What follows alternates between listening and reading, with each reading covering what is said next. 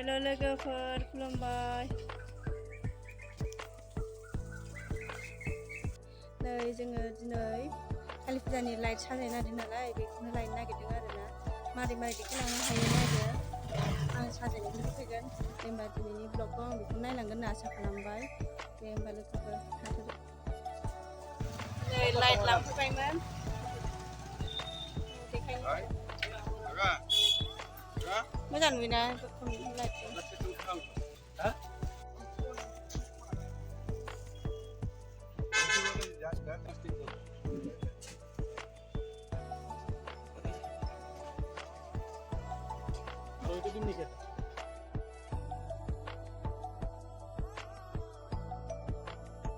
दाबो जेबोआनो जायाखै नै साजायगासिनो दङ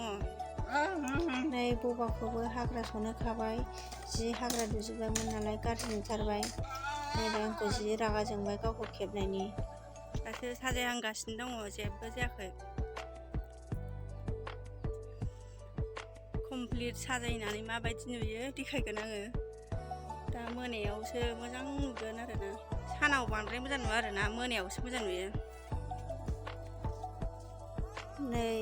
मोनाबायमोन नालाय नै फाइनालि नै साजायखांबाय लाइटखौ होथ'वाखै र' देखायसै आङो माबायदि नुयो नै नायदो मोजां नुदोंबा नुदों खोन्थाहरदो एसे नै दासो हादों फाइनालि नै दासो हाबाय माबायदि नुदों लोगोफोर कमेन्ट बक्सआव खोन्थाहरदो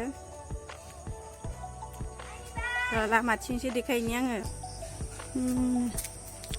लामाथिं नै बारा मोजां साजायनाय जायासै ओरैनो सिम्पोल खालामबाय आरोना मालायफोरनि बायदि साजायासै संफोर साजायनोसै थालिर गायनोसै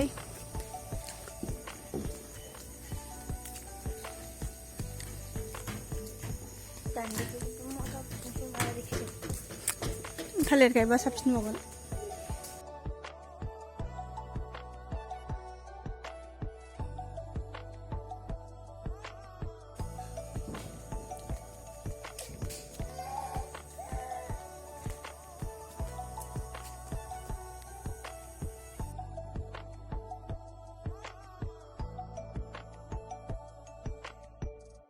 जोंना एडभान्स हेपि दिवाली